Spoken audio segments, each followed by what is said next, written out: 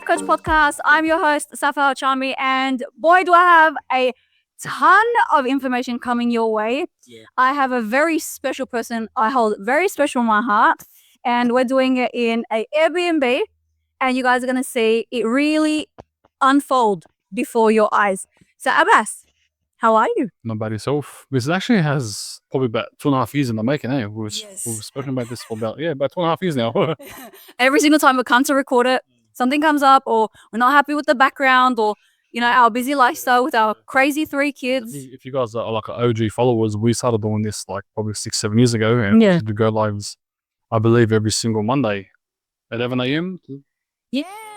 Monday 11 a.m. was like We've our done- go live day. We've done it for about 5 years straight. Straight every single Monday. Like Yeah. if only we can actually go back and turn our go lives into podcasts. We did podcasts before podcasts were even cool. Talking about it, even the whole online business where we started, there wasn't a thing. Yeah, so we're going to go into the depths of everything. Before we do, I think it's really important for you to just introduce yourself to our followers. Yeah. And give them and then I'll give you guys a rough overview about what to expect in the next few moments. So go ahead, introduce yourself. So my name is Abbas Al Chami. I come from a background of panel beating, like security.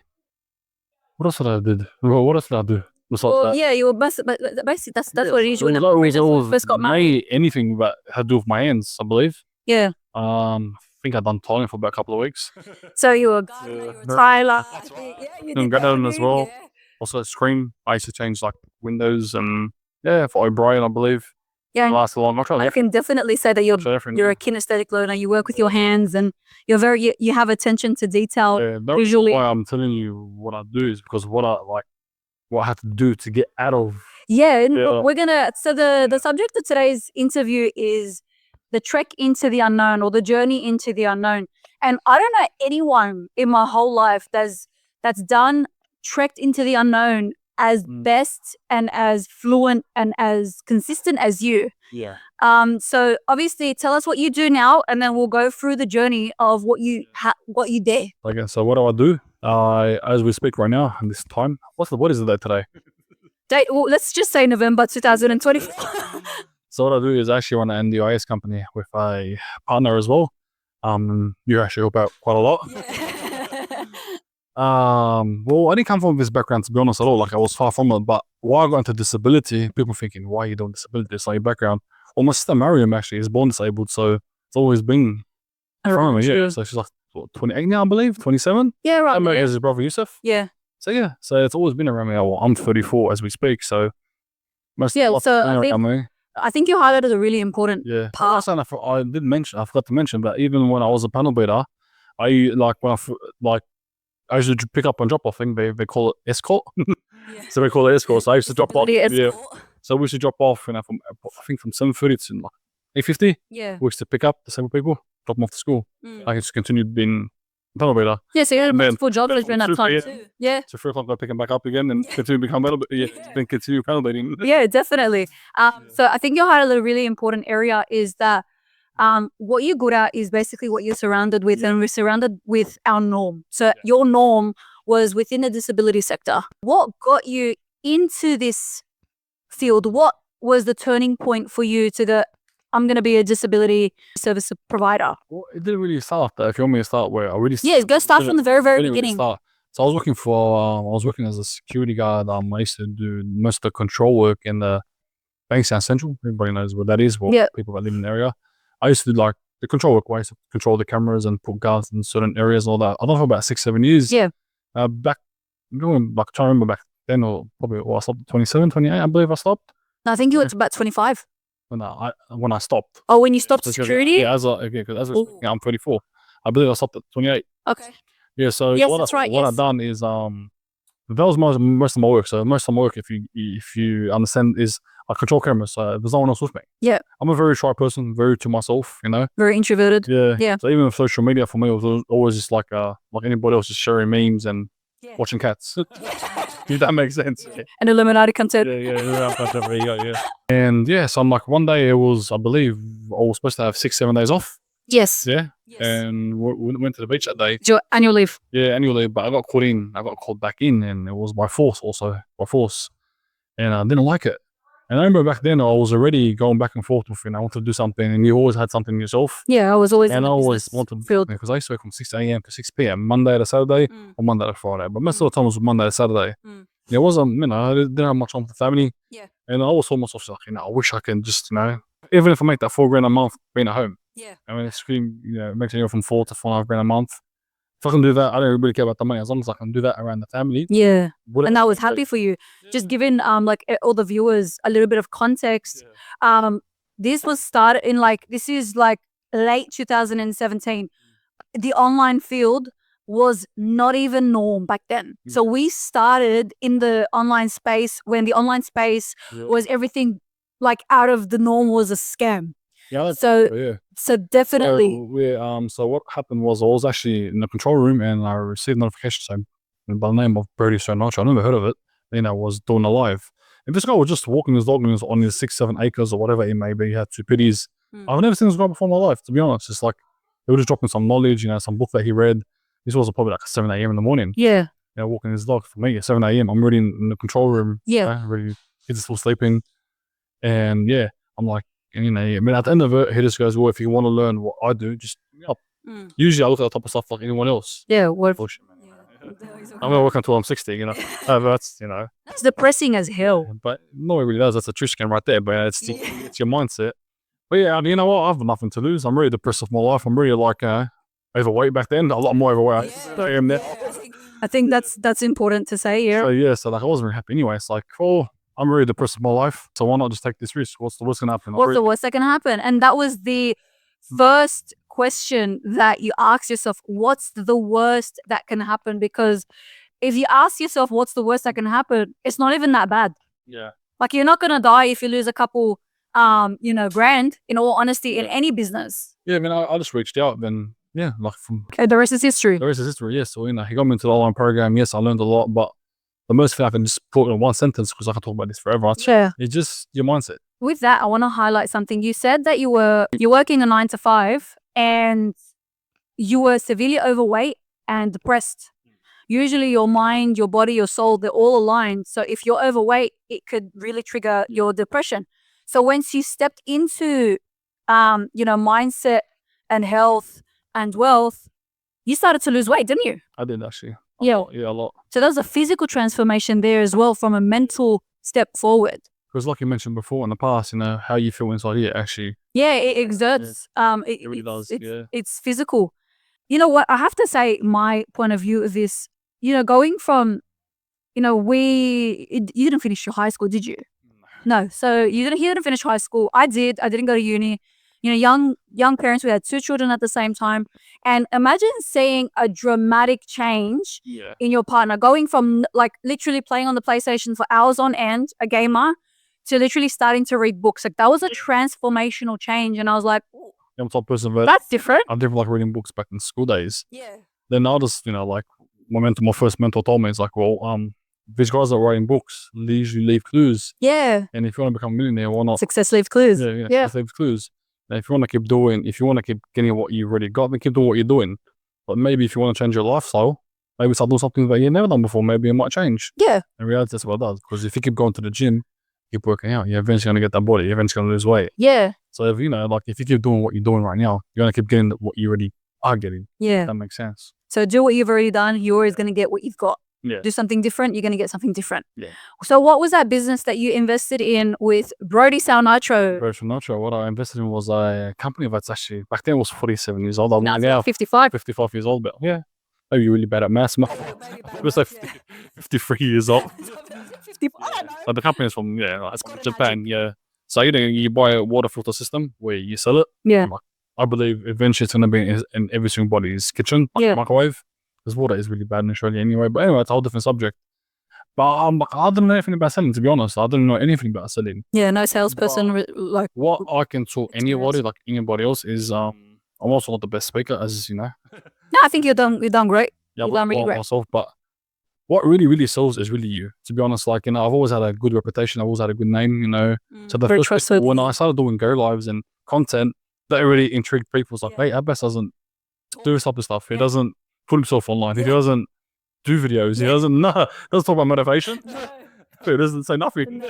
He barely says anything, to be honest, unless I'm around my friends that I grew up with. Yeah, so you're definitely an introvert. So that really intrigued people that already knew me personally. It's like, hey, what are you doing? Want to get in on it as well? Seem like you're happy and stuff like that.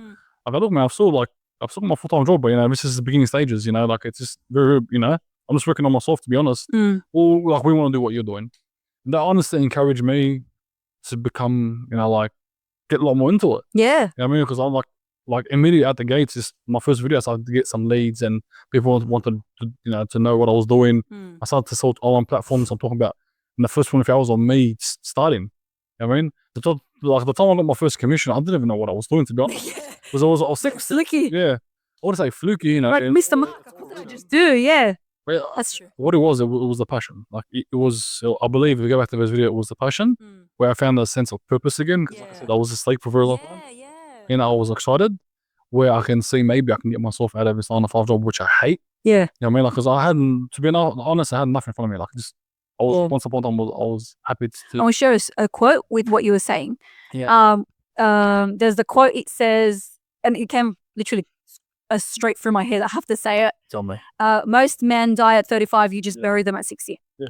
Or 70. I've told you that before. Yeah, definitely. So you found life, you felt zest for life. And I will say to you, even me as your partner, seeing the transformational change and the change of passion and seeing him enjoy life, it was almost immediate domino effect.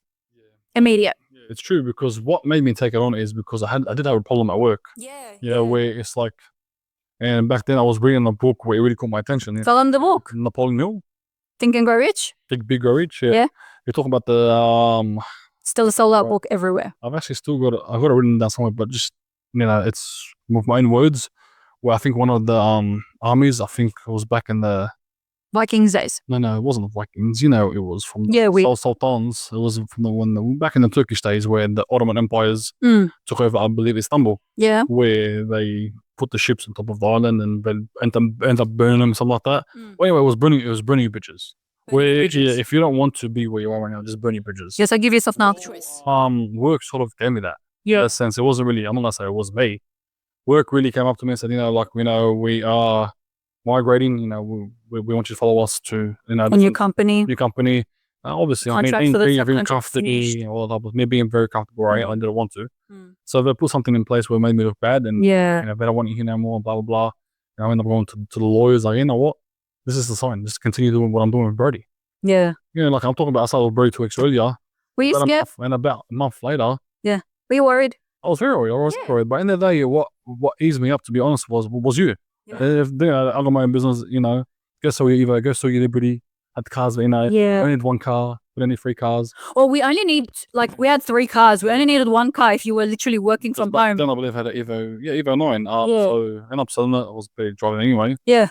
Sold off about, I think about. If you got your dream car, can you tell me how you bought your dream car, where you would take it? Which dream car are we talking? The Evo. Back then, that was my dream car, yeah. That was your dream car at that time? Yeah, back then, yeah. And where did you just drive your dream car? To the place I actually didn't like.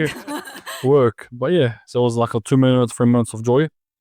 Yeah, so because I live in Bankstown to Bankstown, so. Yeah, it wasn't that far. So I used to take more time warming that up. Yeah, everyone used to wake up at 5 o'clock in the morning to Abbas is like, on your weekends, I didn't drive every day, just on weekends.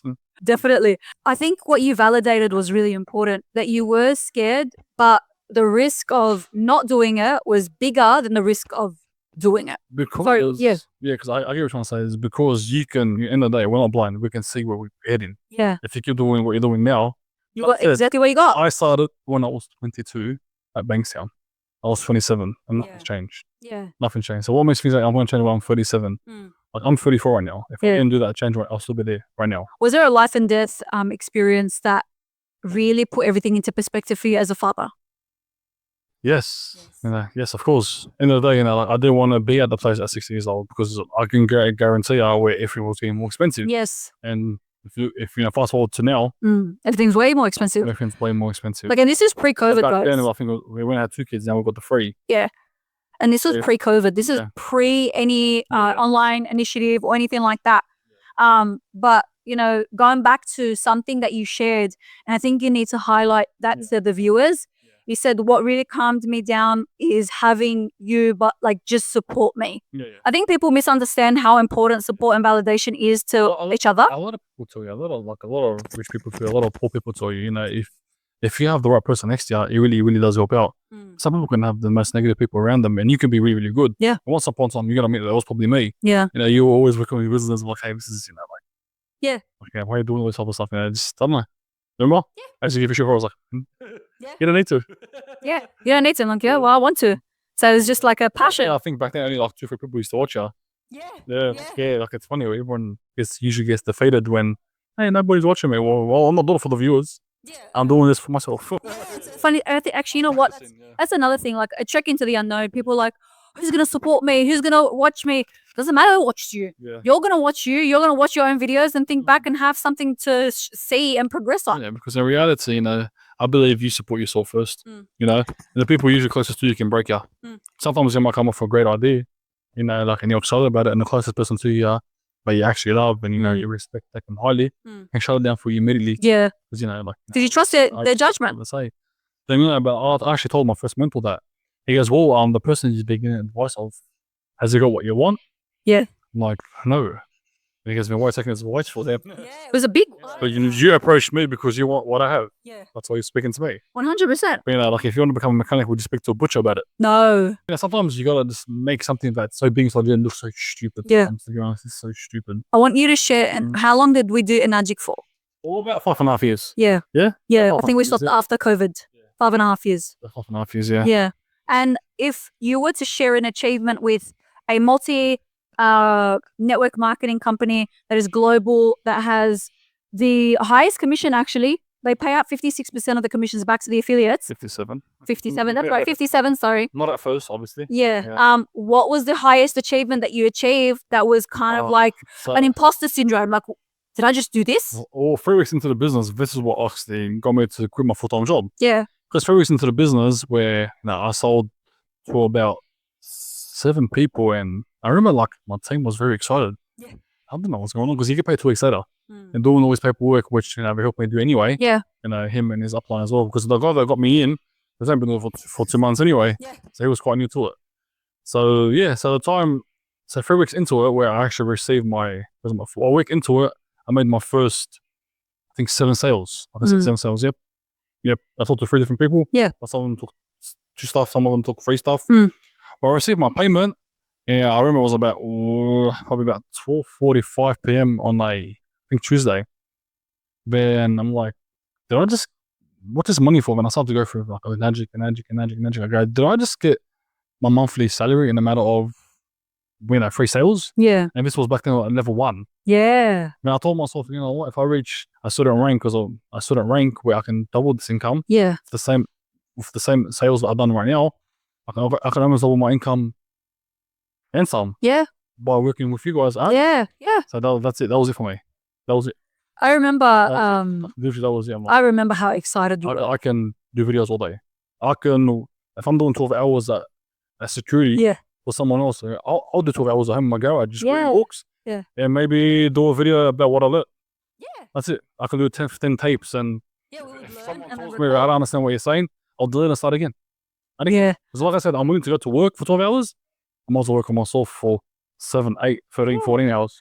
I want to ask you a question, and I think it's really, really, really important that we highlight that. Do you find that people these days are really, really scared of risk and gearing into the unknown? Yes and no, but because these days you're more online. I've always told my followers back in the day when I was doing this full time, I wasn't going to do this forever. Yeah. So even people messaging me now, like I give certain people my time where people have actually followed me from back in the day. Yeah. So people are scared, but I feel like it was more back in nowadays. Yeah. These young people that 16, 17, 18. Don't want to get out of the matrix. Yeah, they know it. Like I feel like if we started now, it's like it'll be a lot more easier. Yeah, that's true. Our generation, this is my opinion. Like when we started pre-COVID, 100%. Like, I'm talking about, like it was, people were just terrified. And like, we used to tell people if there's something coming, like, that's going to be a lot more scary than anything. Yeah, and they didn't believe us. We actually, I can share posts where we said by 2020 the affiliate marketing industry will $4.8 billion. Do you remember that post? And people were like, no, what are you talking about? You're crazy. 1 year later, COVID hit and it shocked the entire world for 2 years. Yeah. We're all on lockdown. So should I fast forward now or should we? Before I do, I want you to, if you had one piece of advice for anyone that's sitting on the fence for anything, it doesn't have to be business, right?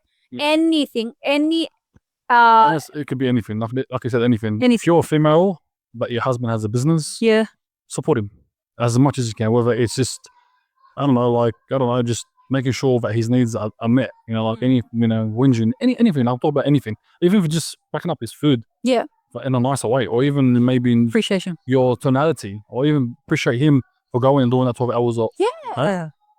Stuff like that. And if it's the opposite way around, if it's a female watching this and a man, is that a month now? Or I would have mentioned the female already. Yeah, you did female, a supporting man. Now it's man. So man supporting female. Also appreciation, because I feel like the biggest key in any business, even as a spouse, anything, it's all about business, all about yourself. It's all about the way you speak to each other. In business, exactly the same thing. Be the best version of yourself to your business. But before you do that, you gotta be the best version of yourself to your spouse, to your kids, wow. So absolutely. That was a big gold nugget. Yeah. Definitely. Yeah. If anyone's gonna take that. Yourself, So fast forward to me to what got you into this disability sector. I know exactly why. First of all, I already told you guys that my son's born disabled, but if I tell you that's the reason why, it's not true. Yeah. What got me into it is several times I used to, I've heard my parents whinging or distress about, someone has taken or overcharged my sister's NDIS plan. Yeah. Where sometimes it was family that had the contract, or sometimes it was random people. Mm. When 2014, someone told me do it. This was way before I even started business. Yeah. Then but even when I was doing the online business, I was becoming coming back up. Yeah. And people, we already had a reputation out there where we're good people, trustworthy people. Yeah. Why don't you do it? Don't really care for it, to be honest. When COVID came along as well, it's like, I didn't want to be at home no more. Because we were stuck at home. Yeah. So I started even doing once a week to get out of the house, or twice a week to get out of the house as security. Yes. So I actually went back to the old days where going to work was actually fun, because I was shopped at home. Because for us, working full time at home was mad. Yeah. Maybe every 3 to 4 months we would actually go away, whether it was in Australia or even overseas. Yeah. If it was I'll get away, if that made sense. Yeah. So eventually, one more time, when my mom and my dad were distressed again about someone overcharging their plan, and they're sick of it. It was significant too. Yeah. Then my dad goes, "Why don't you do it then? Why don't you get into this, since you're my son and you're a person that doesn't take anything from anyone without knowing that God is watching you." Yeah. And maybe 3 or 4 months after that, I actually wrote my license and I started doing it full time. Yeah. I want to do it casually. To keep doing my online business, because we have so much challenge where you can upgrade yourself. Yeah. But when you come to realize, when you work with disabled people, it takes a lot of mental capacity as well. The government takes up a lot of your time. But not anyone can do that job. You have to really care. Yeah. Really take into consideration, care about these people, because these people are really very vulnerable people. Yeah. That's why people always say stealing from someone is something, but stealing from people that's disabled is a whole different thing. Yeah. It's a whole different, my opinion, scumminess, if that's a word. Yeah. So if you could leave our listeners with a little bit more gold nuggets, because I think you're definitely a treasure chest of knowledge. Thank you. Yeah. Are you speaking about me or you? No, you. You're definitely a treasure chest of knowledge. I know you don't get we don't have the ability to interview quite a lot. I'd love to do more, and drop more golden nuggets. If you could leave our listeners with another piece of advice to help them get out of the rut that they're in, what would it be? Well, I like to make stuff very, very simple. If you are not happy in your life, no one's gonna come, especially if you're a man, no one's gonna come and rescue you. Eventually, you're gonna die. Every single person that you know is going to die. Reality check. Yeah, every single friend, every single person that teased you, every single person that doubted you is going to die. So what I'm trying to say to you is, eventually, whatever you're scared of is gonna evaporate. Yeah. Eventually you'll leave this earth behind. You just might as well do something that that you want to do. Something that you like. Something that you like, something that that was worth your time. Because the biggest currency on this earth isn't really money. It really isn't. It is your time. Yeah. Your time is a currency, and that's the only thing that's going down. Whether you like it or not, your currency is going down. I read a post yesterday and it kind of like really into perspective. This moment here right now is the youngest you'll ever be. That's true. Right here. That's true. In the present, yeah, it's true. Present. So yeah, like sometimes you just go reassociate, like, look at your life. If you're happy, mad, really, really mad, because happiness is like a currency. Again, it goes up and goes down. But just try to be the best version of yourself, and always try. Something's on my freaking. Always strive to be better. If you guys are watching from overseas, if it's time in Australia, flights are everywhere. Yeah. So like if you go to the, suppose no fly has entered my mouth. Next minute. Okay. I think this was definitely. What about you? For me. Yeah. What about you? Another nugget. For anyone who's stuck where they are, I think what you said about no one's coming to save you. Yeah. The damsel in distress motto, no one is going to come and save you. The biggest hero or superhero that you have to look up to, that should be looked up to, is yourself. Yeah. And the biggest is yourself. Yeah. Yeah. So you might as well stand up to the person that you know you can be, or reach out to someone that can help you become who you want to be. A mentor team, a therapist, a support network, a charity, anyone that's going to help you better yourself. Sure. Thank you so much for your time and effort. I really enjoyed doing this with you. Inshallah, we can do a lot more. I hope you guys enjoyed this at home. And let me know if you have any comments. Yeah, if you guys if you want us to do this a lot more often, let us know. Yeah. Thank you so much for your time. I'll see you guys on the next episode. Stay hyped, stay true, and see you soon. Thank you for tuning in to this episode of the Hype Coach podcast. If you did enjoy this podcast episode, please share it on your socials. You can find me on IG, Safa Al Chami, TikTok, The Al Chami Life, and you can book a personal therapy package at my website, www.thehypecoach.com.au. I look forward to working with you. Let's grow.